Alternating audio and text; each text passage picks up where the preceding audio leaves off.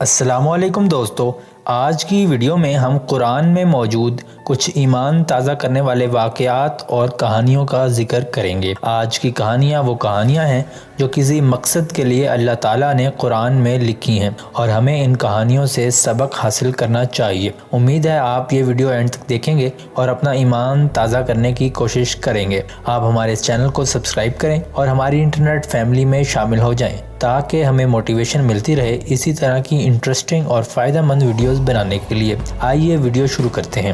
غار کا واقعہ۔ قبل از مسیح میں پیش آنے والا یہ واقعہ ان لوگوں کا ہے جو مذہب کے نام پر قتل ہونے کی وجہ سے ایک غار میں چھپ گئے تھے۔ یہ لوگ خدا کی توحید کے ماننے والے تھے اور ان کے علاقے کے لوگوں کو یہ بات پسند نہیں تھی اور وہ لوگ مرنے کے ڈر سے ایک غار میں آ کر چھپ گئے۔ مگر دلچسپ بات تو یہ ہے کہ وہ اس غار سے 300 سال بعد نکلے۔ اس سے بھی زیادہ حیرت کی بات تو یہ ہے کہ ان لوگوں کو اس بات کا اندازہ بھی نہیں تھا۔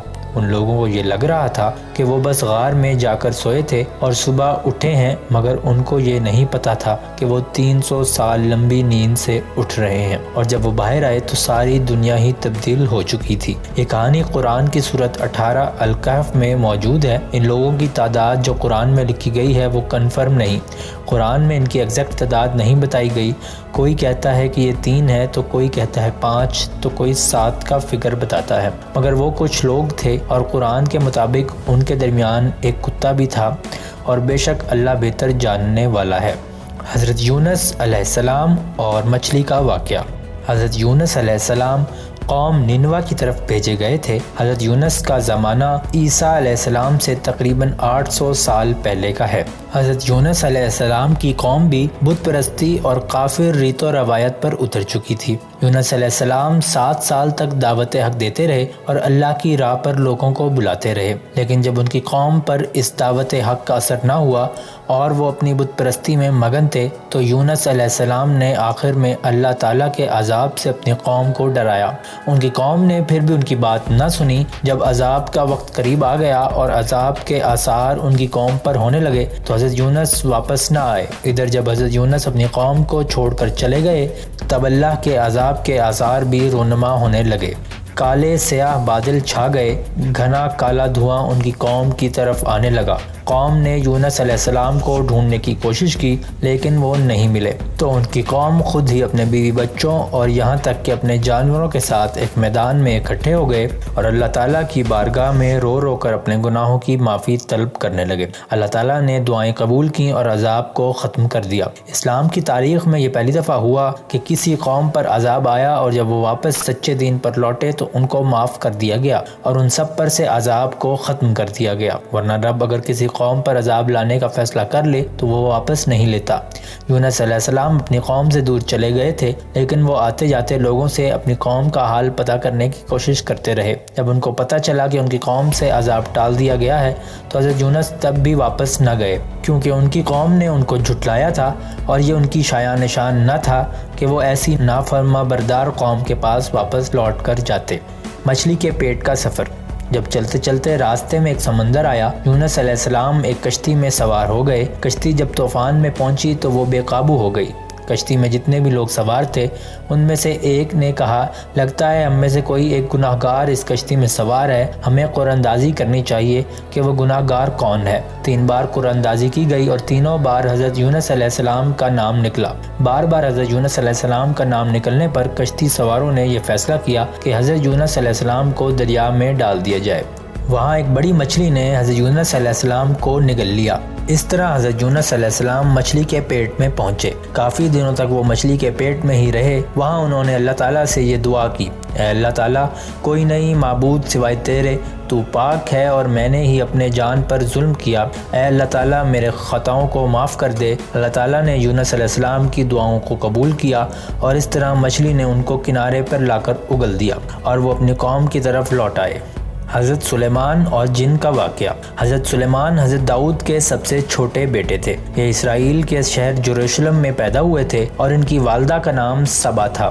حضرت سلیمان کے پاس خدا کی طرف سے دی گئی بہت سی طاقتیں تھیں۔ حضرت داؤد نے اپنے سب سے چھوٹے بیٹے حضرت سلیمان کو اپنا جانشین مقرر کیا تھا۔ حضرت داؤد جب اس دنیا سے کوچ کر گئے تو حضرت سلیمان نے خلافت سنبھال لی۔ حضرت سلیمان کے پاس بہت علم تھا اور وہ لوگوں کو پہچاننے میں ماہر تھے۔ قرآن کی سورۃ نمل 27 کی آیت 15 میں اس بات کا ذکر بھی ہے۔ حضرت سلیمان کے پاس بہت سی طاقتیں تھیں اور ان میں سے ایک تھی کہ وہ جنات پر کنٹرول کر سکتے تھے، ان کو دیکھ سکتے تھے اور ان سے بات کر سکتے تھے۔ جنات خدا کی بنائی ہوئی وہ مخلوق ہے جن کو انسان دیکھ نہیں سکتا اور نہ ان جیسا ہو سکتا ہے، مگر وہ انسان کو دیکھ بھی سکتے ہیں اور اپنی شکل بھی تبدیل کر سکتے ہیں۔ جنات حضرت سلیمان کے ماتحت تھے اور حضرت سلیمان علیہ السلام ان سے کام بھی کروایا کرتے تھے، حتیٰ کہ ہوا بھی حضرت سلیمان کے احکام کی پابندی کرتی تھی اور حضرت سلیمان اس کا رخ تبدیل کروا سکتے تھے۔ حضرت موسیٰ اور حضرت خضر علیہ السلام کا واقعہ۔ یہ واقعہ حضرت موسیٰ کا ہے۔ جب حضرت موسیٰ پر اللہ تعالیٰ کی طرف سے وحی آئی تو وہاں موجود تمام لوگ سن کر حیران ہو گئے۔ وہاں موجود لوگوں میں سے کسی نے حضرت موسیٰ سے سوال کیا کہ اے نبی، کیا اس دنیا کا کوئی ایسا شخص ہے جو آپ سے زیادہ علم رکھتا ہو؟ تو حضرت موسیٰ نے جواب دیا کہ نہیں۔ حضرت موسیٰ کو اللہ نے بہت سے معجزات سے نوازا تھا۔ اللہ نے حضرت موسیٰ علیہ السلام کو وحی میں بتایا کہ کوئی بھی انسان اس دنیا کا سارا علم حاصل نہیں کر سکتا۔ انسان میں اتنی طاقت نہیں کہ وہ دنیا کا تمام علم حاصل کر سکے، کوئی نہ کوئی اس سے زیادہ علم والا ہوگا۔ تو حضرت موسیٰ نے جواب دیا کہ کیا میں ایسے شخص کو ڈھونڈ سکتا ہوں؟ تو حضرت موسیٰ ایسے شخص کو ڈھونڈنے چل نکلے اور ان کی ملاقات حضرت خضر علیہ السلام سے ہوئی۔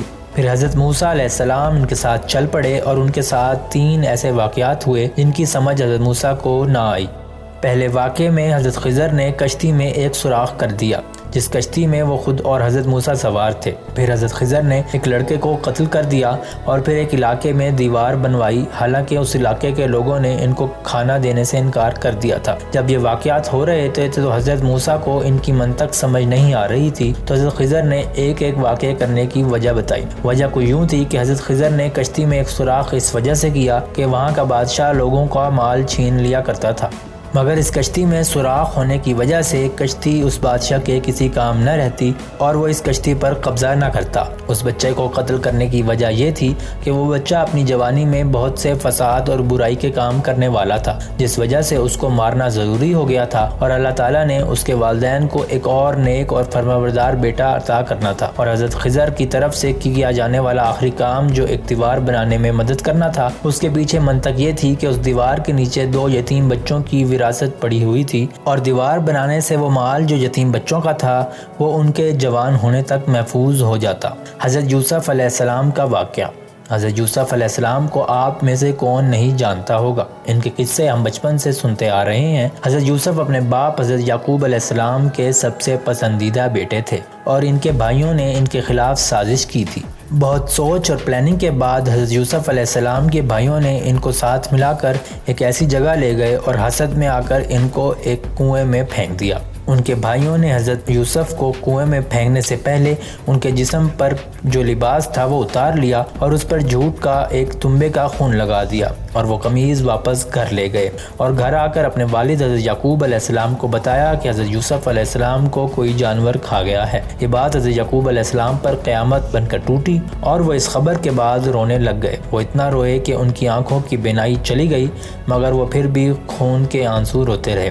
اس کے کافی عرصے کے بعد جب حضرت یوسف علیہ السلام کو مصر کے بادشاہ کے وزیر نے خرید لیا اور وہ اس کے گھر میں رہائش پذیر تھے، وزیر کا نام عزیز تھا، اور اس نے حضرت یوسف علیہ السلام کو خریدنے کے بعد گھر لانے پر اپنی بیوی سے کہا کہ ہم حضرت یوسف علیہ السلام کو گود لے لیں گے اور ان کو بیٹے کی طرح پالیں گے۔ مگر جب حضرت یوسف علیہ السلام جوان ہوئے تو ان کی خوبصورتی کو دیکھ کر عورتیں ان پر فدا ہوتی تھیں، اور انہی عورتوں میں شامل تھی عزیز کی بیوی جس نے حضرت یوسف علیہ السلام کو پالا تھا۔ مگر حضرت یوسف علیہ السلام نے اس کے بارے میں کچھ بھی کرنے سے انکار کر دیا، تو اس وزیر کی بیوی نے ان کو قید کروا دیا۔ قید کے دوران کچھ واقعات ہوئے اور اس وقت کا بادشاہ حضرت یوسف علیہ السلام سے اتنا امپریس ہو گیا کہ اس نے ان کو مصر کا وزیر بنا دیا۔